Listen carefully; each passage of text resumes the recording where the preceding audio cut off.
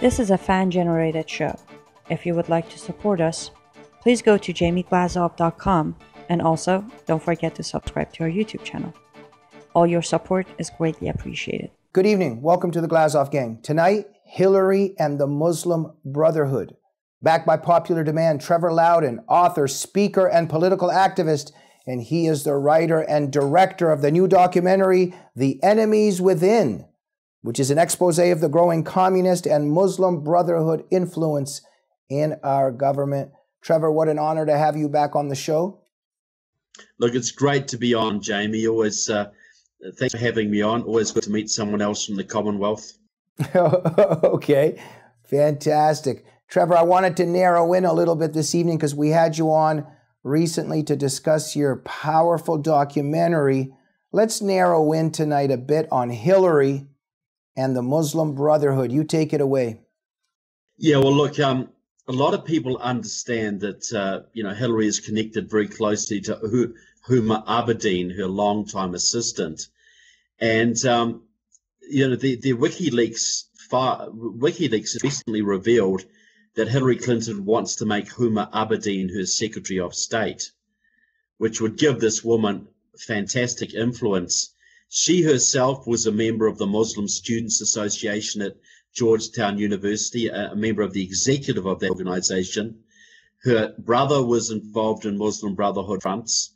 Her mother was as well, and so was her father, particularly a journal based out of Saudi Arabia, which was basically designed to protect Muslims in foreign countries, the Journal of Muslim Minority Affairs. And Huma Abedin served on the advisory board with that. So did a well-known financier of Al-Qaeda. So that's one aspect of it. But Hillary has been working for a long time with the Organization of Islamic Cooperation, which is a 57-member non-governmental organization which has huge influence in the United Nations. And that organization is effectively controlled by the Muslim Brotherhood, and they have pushed the United Nations to adopt UN Resolution 1618, which Hillary Clinton has aided and abetted by bringing their advocates into the State Department, etc. And that resolution would effectively criminalize criticism or what they call defamation of Islam worldwide. Trevor, whether or not the American government has designated the Muslim Brotherhood as this, the Muslim Brotherhood is a terrorist organization. Absolutely. Like, they were kicked out of Egypt in the 20s for being so radical. They hooked up with the KGB, worked together trained by the KGB in the Bekaa Valley in Lebanon, etc.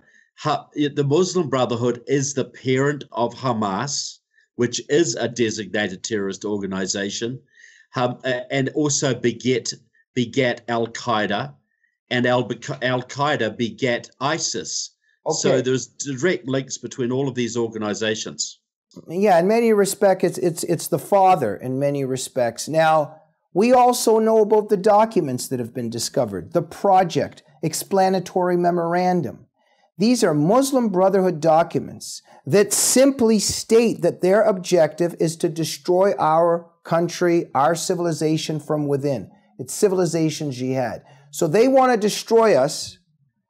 Huma Abedin is linked to this organization, has worked for a journal from 1996 to 2008 as an editor of the Journal of the the Journal of Muslim Minority Affairs, the JMMA that you have referred to.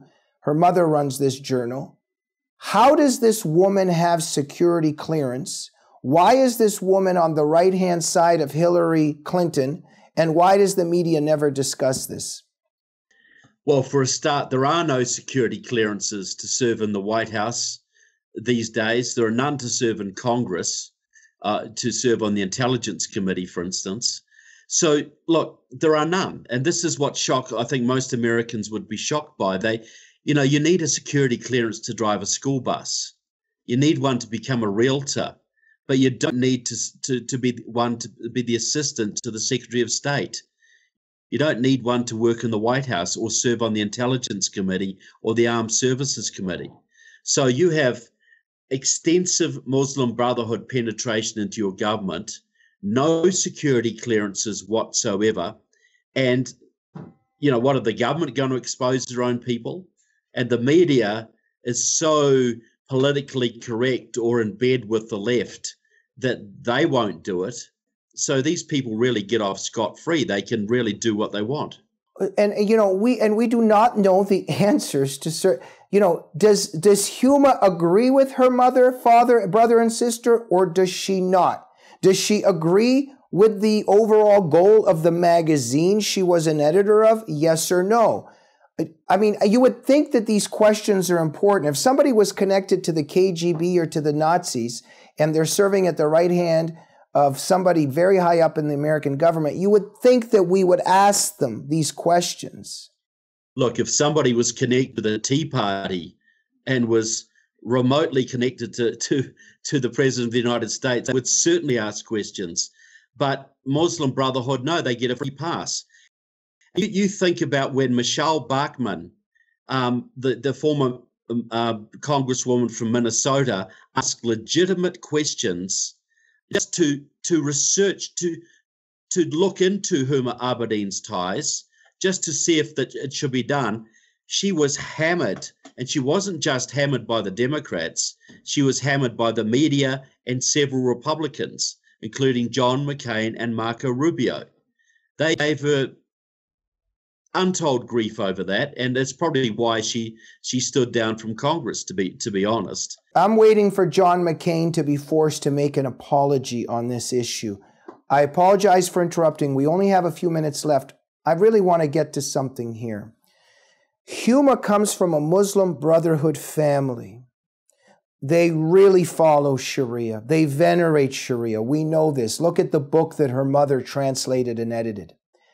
And yet Huma does not have to wear hijab. She marries a Jew. Now you would have to ask, why was she permitted to do this? Now, a lot of people point fingers at me for asking this. Oh, Jamie, you believe in conspiracies, etc. But, you know, I'm not comfortable with this. I'm not comfortable. There's something a bit suspicious here. But you know where it all adds up, Trevor, for me? That Huma, you don't have to experience female genital mutilation because we're for it, but we don't have to do it to you. You don't have to wear the veil. You can live in freedom. You can marry a Jew. But guess what? When you get really high up in the American government, you need to do something for us. Am I a paranoid person by thinking this way? That's exactly what it is. You know, there are certain people who are exempt from the normal restrictions that a Muslim woman would be subjected to because she has a higher purpose. Now, she couldn't be Hillary Clinton's assistant if she had to wear the veil all the time, if she had to be a strict observant Muslim. She would not be able to get where she is today.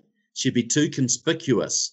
But if she adopts Western manners and wears short skirts and, you know, as you say, marries the Jewish guy, well, she can do a lot of good for the Islamic cause. Yeah. So she's like a secret agent, and she doesn't have to follow the normal rules. Just as the concept of taqiyya in Islam is you're not allowed to lie for Islam. You are obligated to lie if it will further the cause of Islam. So to me, what she is doing is just a practical form of taqiyya. You know, Trevor, it's incredible how far apart we are with the left. I was watching Bill Maher the other day, and he asked the question, can you even be a good person if you vote for Trump?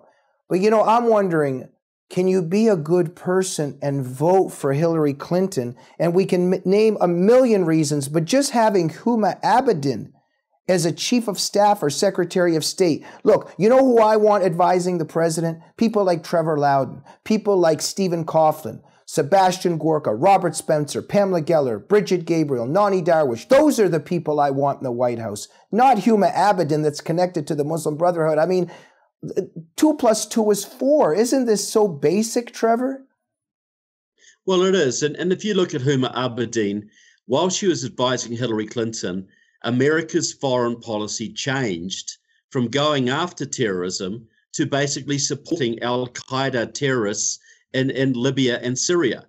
Now, you know, this is a time when Huma Abedin was basically whispering in Hillary Clinton's ear. You know, Huma Abedin should not be allowed to work in the post office. She should not be allowed to sell you postage stamps, but she could be the US Secretary of State. Now, does that even bear thinking about? Well, what damage she could do to this country? Trevor, I think that Trump hurting a girl's feelings 20 years ago about her weight is a much more important issue for us to be talking about. Well, look, it's kept me awake every night since I heard it. You know, I've just been absolutely gutted about it. You know, but you know, I haven't been worried about Huma Abedin, who could be Secretary of State, who could betray this country's interests on a massive scale, and Hillary Clinton, who has already done so, and could be given the opportunity to finish the job that Obama started.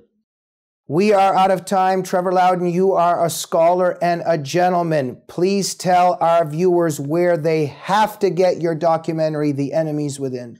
Look, go to enemieswithinmovie.com.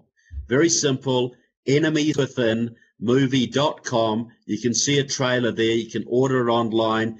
And I'll tell you what, we're getting so many reorders of people getting 10, 20, 50 copies. That tells you something. Exactly. And it's partly because you were on the Glazov Gang and we promoted the documentary. Right? Absolutely. You know, you've got a big audience out there, Jamie. All right. But it's not just a big audience, it's a quality audience. All right. I need some affirmation once in a while. Trevor, thank you Trevor, thanks for coming on the show. Look, always a pleasure, Jamie, anytime. And thanks for giving me the opportunity. Fantastic. Ladies and gentlemen, you've got to get The Enemies Within. Get 100 copies of the DVD. Go to the local grocery store and just start distributing it to everybody. Fans of the Glazov Gang, please remember we're a fan-generated program. We need your help to keep going. Go to jamieglazov.com to support the show. And your conscience should be bothering you if you are not subscribed to the YouTube channel of the Glazov Gang. We'll see you soon. Good night.